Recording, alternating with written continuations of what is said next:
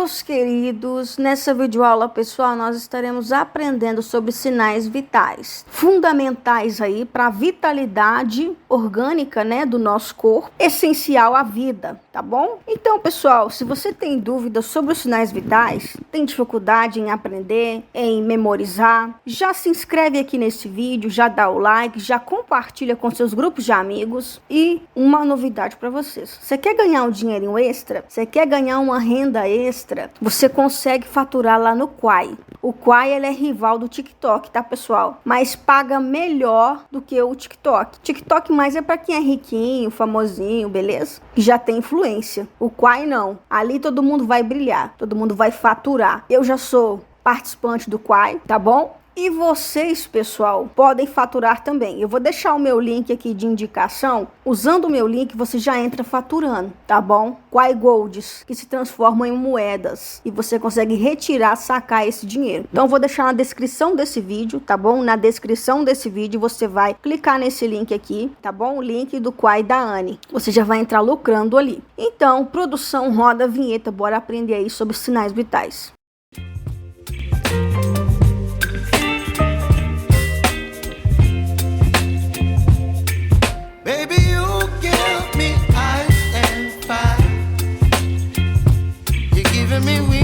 Minhas vidas, meus vidões, pessoal, presta atenção, olhinho na tela. Os sinais vitais, né, são indispensáveis à vida, essenciais em si. E eles vão indicar, né, como se encontra a hemodinâmica, a homeostase orgânica de determinado indivíduo. Se esse indivíduo está bem nutrido, se esse indivíduo está com uma pressão arterial boa, né, se o coração tá bom, se ele está respirando bem de forma adequada, se esse indivíduo está apresentando ali boa qualidade de vida nas suas atividades de vida diárias. Então, os sinais vitais, pessoal, são parâmetros usados para classificar os níveis de vitalidade orgânica desse indivíduo. E quais são os principais sinais vitais? Muito utilizados aí em diversos setores da área da saúde. Temos eles como os principais: pressão arterial, frequência cardíaca, frequência respiratória, saturação periférica de oxigênio, temperatura orgânica. A dor também agora vai entrar como um sinal vital, tá bom? São esses 6 os principais sinais vitais que vão indicar ali a vitalidade orgânica desse indivíduo, que vai nos indicar ali a performance das funções corporais desse indivíduo. Vamos falar então, pessoal, da pressão arterial. Vamos falar como ela é conceituada, o que está por trás aí dessa pressão arterial, quais os parâmetros normais, quais os parâmetros alterados, anormais aí da pressão arterial, que você vai conseguir identificar facilmente nesse videozinho, tá bom? Se inscreve aí, pessoal, canal Anidi, canal de enfermagem e outros entretenimentos aí para vocês, tá bom? Na área da enfermagem. Então, pessoal, a pressão arterial, ela é classificada como a pressão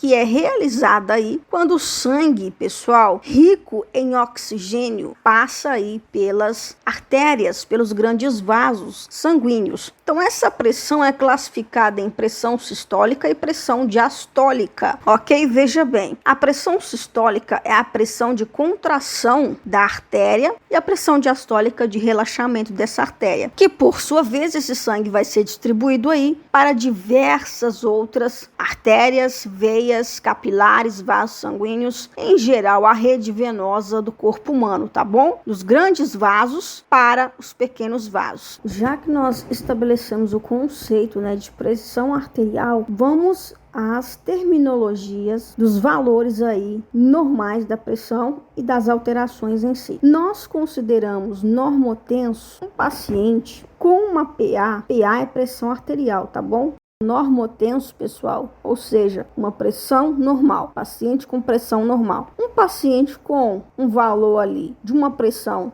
de 120 por 80 milímetros de mercúrio, mmHg significa milímetros de mercúrio. A Anne, minha mãe, toda vez que ela mede a pressão, vamos dar um exemplo, né? Sempre dá 11 por 8, 10 por 6. E recentemente, Anne, deu 12 por 7. Tem alguma diferença? Pessoal, pressão arterial sistólica de 100, 90 ali é limite, tá? 90. Sistólica de 90 ali é limite. De 90 a 120. Sistólica. Tá normal? Tá normal. Cada organismo ali, né, tem sua hemodinâmica. Pode variar de organismo para organismo. Agora, uma diastólica menor do que 60, já temos ali alguma alteração orgânica. Uma diastólica agora maior que 90, nós já temos ali uma alteração também orgânica. Quando o paciente está com a queda de pressão arterial, nós vamos classificar esse paciente como um paciente hipotenso, queda na pressão arterial. Sistólica menor que 90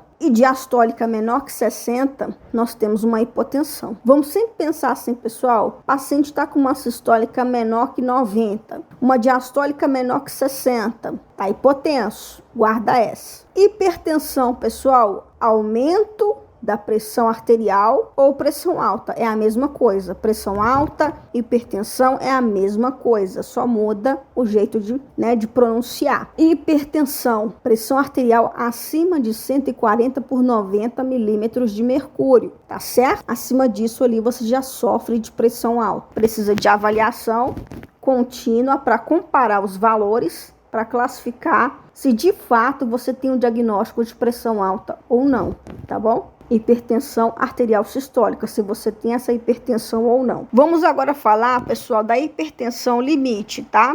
Hipertensão limite, pessoal, que os parâmetros mudaram de 130 sistólica e diastólica 80 milímetros de mercúrio. 130 por 80 já é limite, tá bom? Você tá ali no limite. Agora, para falar que você tem pressão alta, que você tá hipertenso, que você sofre de pressão alta, você tem que apresentar ali valores consecutivos, ou seja, repetidamente, em várias medidas da pressão arterial, aferição, né, o mais correto dessa pressão arterial, você tem que apresentar ali níveis elevados da pressão. Um nível ali elevado, moderadamente falando, de 140 a 160 sistólica. Nível elevado moderado, de 90 a 100 milímetros de mercúrio diastólica, tá certo? Hipertensão grave, 3 medidas consecutivas da pressão arterial, tá bom? Porque para aferir a pressão, o paciente tem que estar em repouso. Uns 5 minutos de repouso, né? Cuidados de enfermagem aí, ó. Esvaziar a bexiga, respirar lentamente,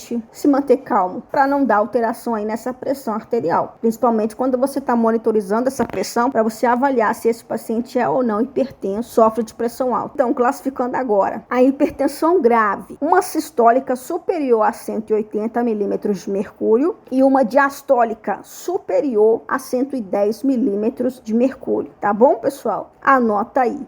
Então, vamos frisar agora. Ô, Anny, o que é uma hipertensão? É uma pressão arterial acima do valor normal, acima da média. Ô, Anny, o que é uma hipotensão? Uma pressão arterial inferior à média normal. Uma pressão convergente, Anny, o que é? É quando a sistólica e a diastólica se aproximam. E divergente é quando a sistólica e a diastólica se afastam. Pessoal, convergente, por exemplo, de 140 milímetros de mercúrio e uma diastólica ali de quase 110 milímetros de mercúrio. Convergentes, quase se aproximam. Pessoas leigas, pessoal, e até mesmo profissionais já formados na área da saúde, técnicos de enfermagem, entre outras áreas, fisioterapia, até mesmo enfermeiros de curso superior, costumam escrever em evoluções da saúde, chamar, por exemplo, uma PA que deveria ser escrito corretamente de 120 por 80 milímetros de mercúrio, eles escrevem 12 por 8. Forma errada.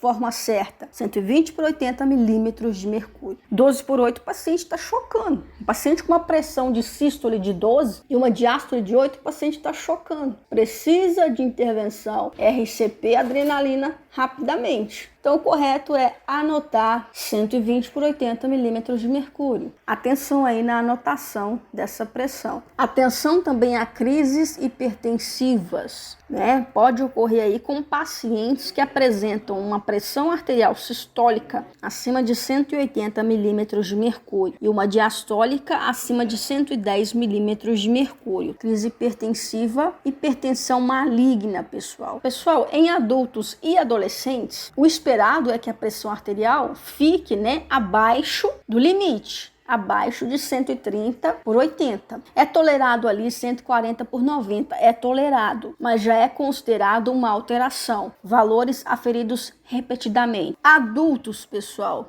que tenham diabetes ou doença renal crônica, né, a pressão arterial desse indivíduo deve ficar abaixo de 130/80. Esse é o esperado. Pessoal, a medição, né, a aferição, o mais correto, o mais atual, da pressão nas crianças é baseado no percentil de altura dessa criança. Duas crianças de 5 anos, vamos dar o exemplo, temos aqui duas crianças de 5 anos. Uma criança está no percentil de 10 de altura e ela é considerada hipertensa se caso os valores, né, da sua pressão persistirem acima de 109/70 milímetros de mercúrio. Grava isso. Ela é considerada hipertensa se esses valores estiverem acima de 109/70. A outra criança que também tem 5 anos apresenta um percentil ali de 90 de altura. A primeira criança, lembra, está com um percentil de 10 de altura. A segunda criança, que também tem 5 anos, está com um percentil de 90 de altura.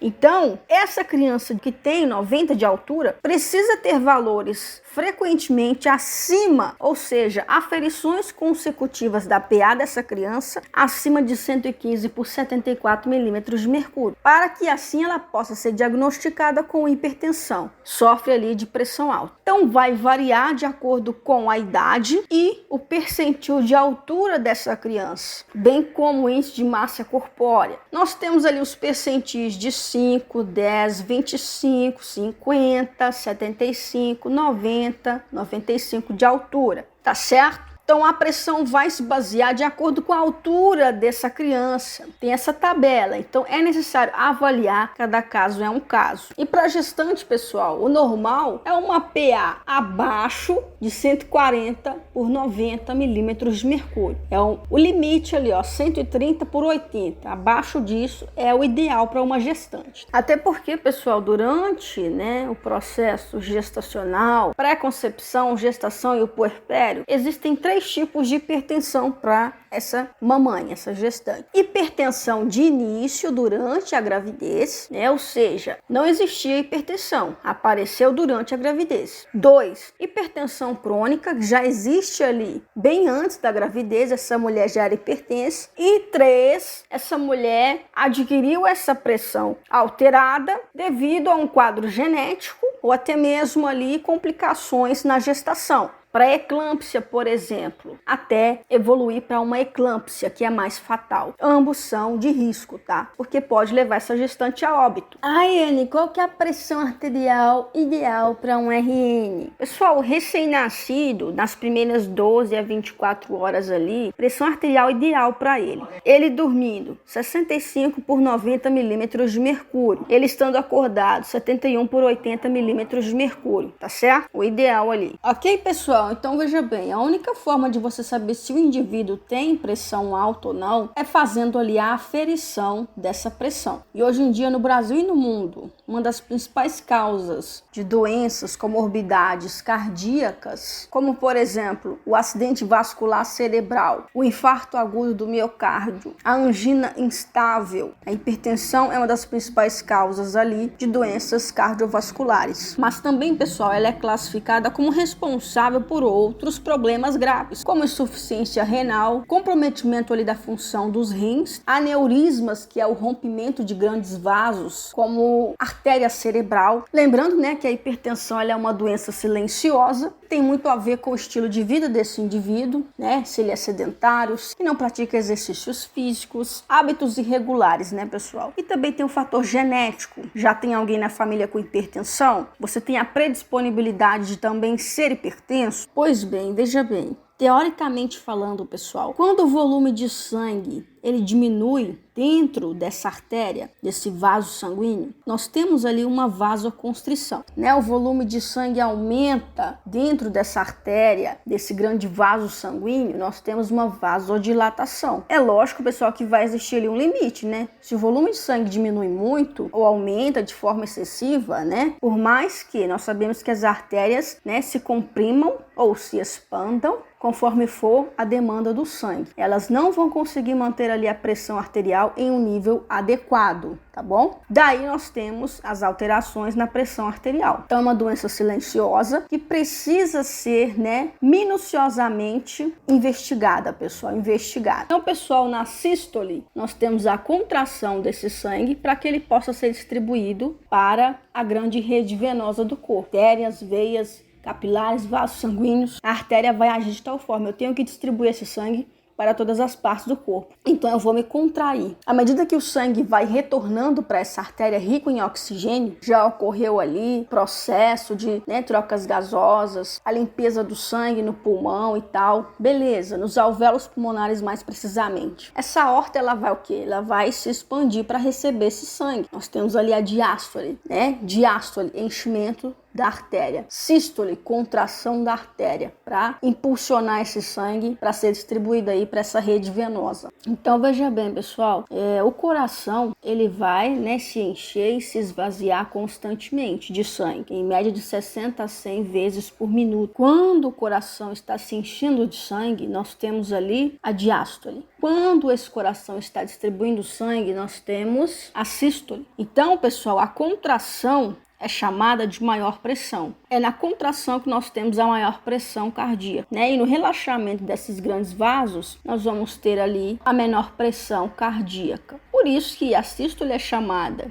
de contração e a diástole relaxamento. Resumindo, pessoal, a pressão arterial ela vai atingir o seu maior valor durante a sístole, durante a contração. Eu vou distribuir sangue para toda a rede venosa do corpo, artéria funcionante. Durante a diástole, o menor valor, tá, dessa pressão. Essa artéria está recebendo sangue. Nós sabemos que a aferição da pressão arterial, né, ela é descrita, né, em unidades de milímetros de mercúrio, mmHg. Então, se esse paciente tem uma pressão arterial de 120 por 80 milímetros de mercúrio, significa que a pressão máxima sobre a parede da artéria que ocorre durante a sístole é de 120 milímetros de mercúrio. E a pressão mínima, tá, que ocorre durante o relaxamento dessa artéria é de 80 milímetros de mercúrio. Aí, Anne, mas qual que é o máximo aceitável ali, né, na pressão arterial de um bebê? Não falando mais ali do RN, agora é um bebê de 1 ano, por exemplo. 110 por 75 milímetros de mercúrio, tá? Em uma criança agora de 4 anos, por exemplo. 120 por 80 é aceitável. Adulto, limite, tá? Menor que 130 por 80 milímetros de mercúrio. Idoso, pessoal, idoso já é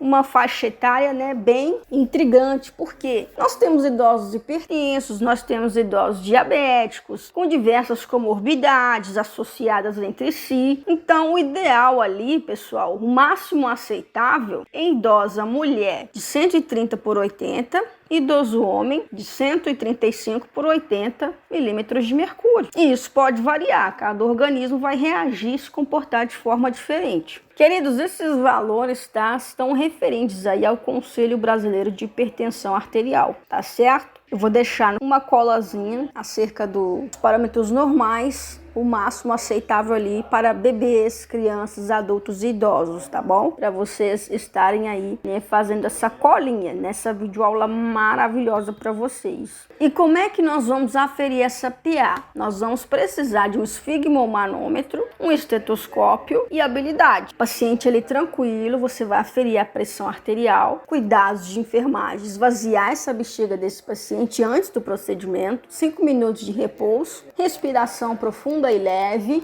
tranquilizar esse paciente e em seguida fazer a aferição. Vamos agora falar da frequência cardíaca. Vamos conceituá-la primeiro. Pessoal, a frequência cardíaca é o número de contrações e dilatação do músculo cardíaco. Contração cardíaca. Quantas vezes esse coração vai bombear sangue por toda a sua rede venosa? Queridos, né, quais são os valores ideais aí da frequência cardíaca para um ser humano? Né? Isso vai depender de uma série de fatores. Se esse indivíduo ele está em repouso, se ele está em atividade, né? Tudo isso vai interferir aí nos seus batimentos cardíacos por minuto, tá certo? Outro fator que vai interferir também nessa frequência cardíaca é a idade desse paciente, né? Quanto menor a idade, maior o batimento. Uma criança de 0 a 2 anos, o ideal é um batimento cardíaco de 120 a 140 por minuto. Uma criança ali de 8 a 17 anos, um pré-adolescente ali, né, de 8 anos a 17 anos, de 80 a 100 batimentos por minuto. Você tá vendo que quando a criança vai crescendo, vai diminuindo a quantidade de batimentos por minuto? Um adulto agora sedentário,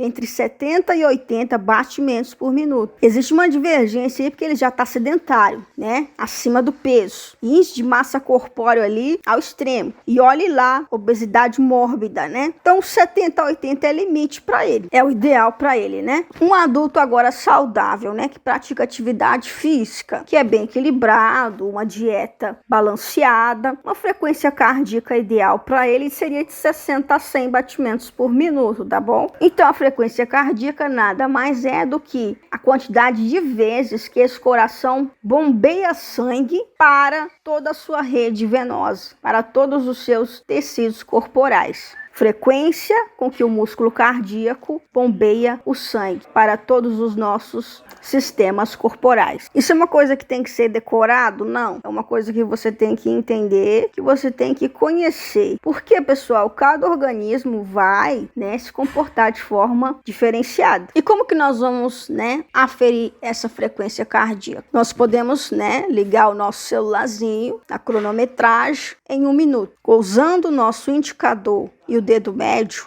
na artéria radial ou até mesmo na jugular, você consegue aferir quantas vezes esse pulso vai bombear, tá certo? Em 1 minuto. E em 1 minuto você consegue ver a quantidade de batimentos que esse coração teve. Quando nós estamos fazendo aferição cardíaca através, por exemplo, de um oxímetro, que no oxímetro aparece o nível de saturação e aparece a frequência cardíaca, né? Nós estamos obtendo ali, a nível da artéria radial, uma frequência cardíaca a nível periférico. Eu também posso utilizar de um estetoscópio, né? Colocar a nível torácico do lado esquerdo em direção ao coração, em cima do coração. E ao escutar em 1 minuto esse batimento cardíaco. Bem como posso aferir usando o indicador, o dedo indicador e o dedo médio, a jugular desse paciente, entre outras artérias, artéria femoral, artéria braquial, radial, artéria ulnar, artéria pediosa também. Eu posso conseguir aferir essa frequência cardíaca em diversas artérias do nosso corpo, tá bom? A gente consegue olhar a frequência cardíaca em veia, pessoal? Não.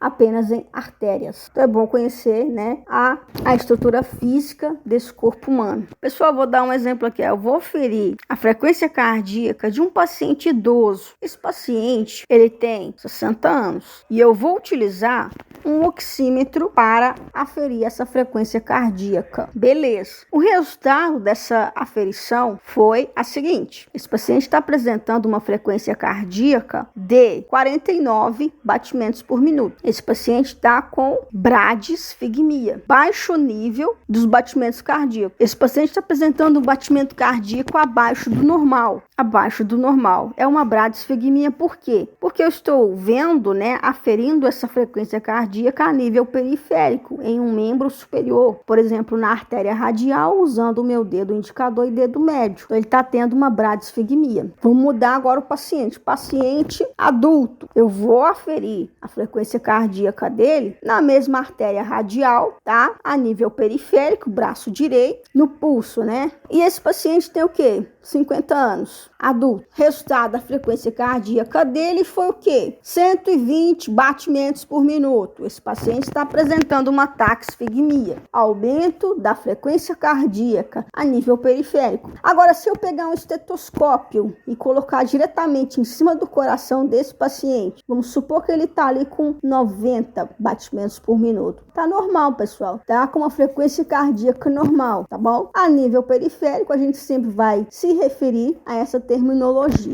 A nível central, nós podemos dizer que é uma frequência cardíaca. Resumindo para vocês, adultos, o normal da frequência cardíaca de 60 a 100 batimentos por minuto, crianças de 80 a 120 batimentos por minuto, bebês de 100 a 160 batimentos por minuto, tá certo? Nós podemos ver na artéria carótida, na jugular desse paciente. Já no bebê tem uma diferenciação. Como a cabecinha do bebê é muito pequena, nós não conseguimos ver, nem aferir a frequência cardíaca dele pela artéria carótida, nem pela jugular, porque o pescocinho dele é muito estreito, né? Pessoal, só para esclarecer, tanto no adulto como na criança, nós vamos conseguir aferir essa frequência cardíaca tanto na artéria carótida do pescoço, na artéria radial, né, no pulso, na artéria pediosa no pé, na artéria femoral, perto ali da região inguinal, abaixo, né, da região inguinal, na artéria braquial, e também nós temos o pulso da artéria poplite atrás do joelho. Pessoal, falando agora da frequência respiratória, é o nível de inspirações e expirações que o indivíduo faz, tá bom? Por minuto, tá bom, pessoal? Ciclos por minuto. É o ato de ventilar, né, as vias aéreas. Entrada de oxigênio, saída de dióxido de carbono. E nós sabemos que é nos pulmões que ocorrem as trocas gasosas. O sangue rico em dióxido de carbono, ele é lavado lá nos alvéolos pulmonares e se torna rico em oxigênio, para ser distribuído assim na artéria aorta para todos os nossos tecidos, sistemas corporais, em geral a rede venosa em si. Porque nosso sangue, né, nossa hematopoiese é rica em oxigênio, glóbulos vermelhos, células vermelhas. Voltando aqui para a área da ventilação espontânea. Eu e você agora estamos respirando por método espontâneo, tá? Ventilação espontânea. Paciente que está num CTI, por exemplo, entubado, está respirando ali por ventilação mecânica. Precisa de um aparelho para respirar, fazer essa ventilação pulmonar dentro dele. Esse paciente precisa dessa máquina para estar respirando. Eu e você, nesse exato momento, estamos respirando de forma involuntária, porque você também não fica, eu vou respirar 2 vezes. Vou respirar mais uma vez. 2 vezes. Não, você respira de forma involuntária. Você não percebe que você está respirando, mas você está. O seu pulmão está ventilando ali de forma espontânea. Na tela agora para vocês a tabelinha com faixa etária e os ciclos respiratórios por minuto, pessoal. Anotem aí. Neonatal, RN, né, de 30 a 40 incursões respiratórias por minuto. Crianças de 1 ano, de 20 a 40. Aí vai descendo, ó. Quanto menor a idade, quanto mais novo for esse indivíduo, RN no caso, maior será a respiração. Limite ali para neonatal, RN, 40 excursões respiratórias por minuto. Num adulto saudável ou um idoso, de 10 a 20 excursões respiratórias por minuto. Anotem aí, pessoal. E existem também diversos tipos de respiração, né? Respirações patológicas, como a de Cheyne-Stokes, a de Kussmaul e por aí vai. Temos também o indivíduo que possui alguma comorbidade e apresenta roncos, sibilos, estertores durante essa respiração, indica ali alguma alteração nas vias aéreas, tá bom? É importante ficar atento aí e procurar um médico. Existe também aquele exemplo de indivíduo que vai apresentar uma dispneia, dificuldade para respirar, bradipneia, diminuição da frequência respiratória, menor ali do que o valor normal. Taquipneia, um paciente que está com uma respiração acelerada, acima do valor normal. Tá certo? Não confundam isso, pessoal. Dispneia, dificuldade para respirar. Taquipneia, né? Respiração acima do valor normal. Por exemplo, uma pessoa que está com uma respiração ali de 30 excursões respiratórias por minuto, está com taquipneia.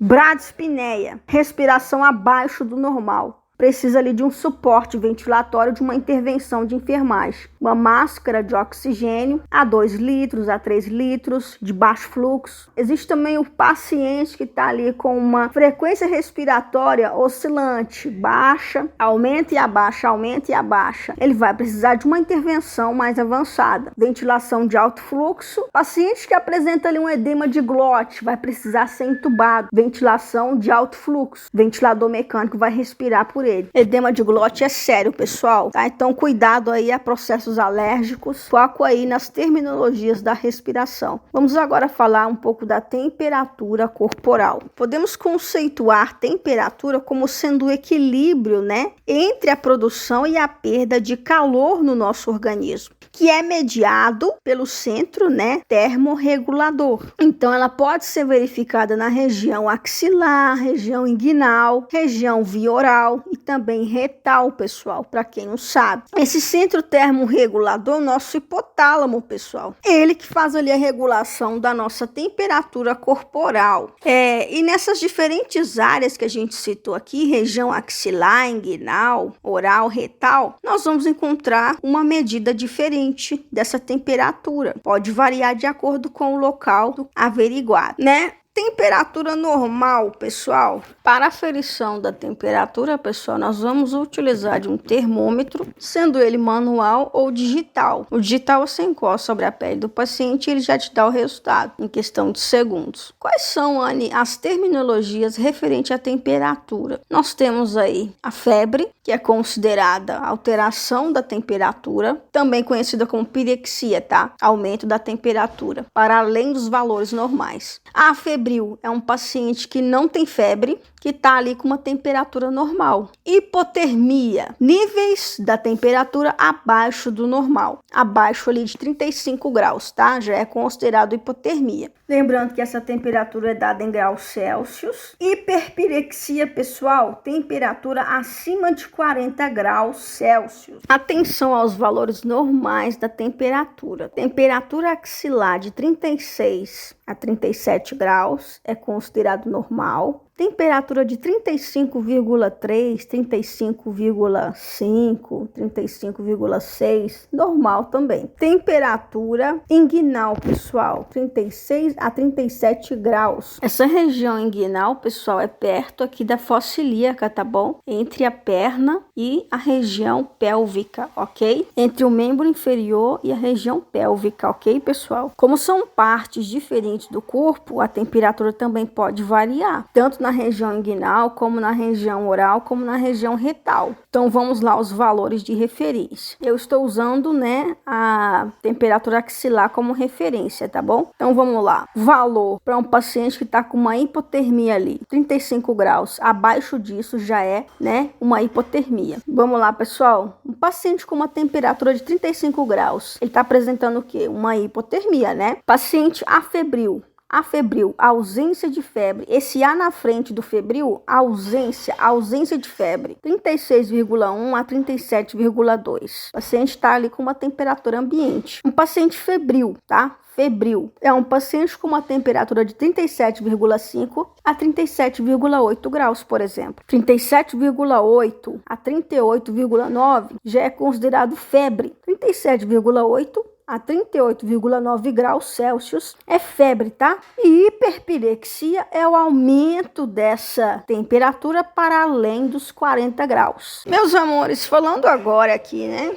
Já bebeu sua água hoje? Já hidratou seu patrimônio natural? E ó, lembrando, se você quer ganhar uma renda extra, baixa lá o Quai. O Quai, pessoal, tá dando dinheiro, eu já saquei já, tá bom? Para pessoas que assistem vídeos, criam vídeos originais. Então, vou deixar aqui o meu link de indicação, você entra com o meu link e você já entra ganhando dinheiro. Então, baixa lá o Quai. Eu te ajudo, você entra na modinha. A modinha agora é o Quai. O TikTok não tá tão essas coisas assim, não.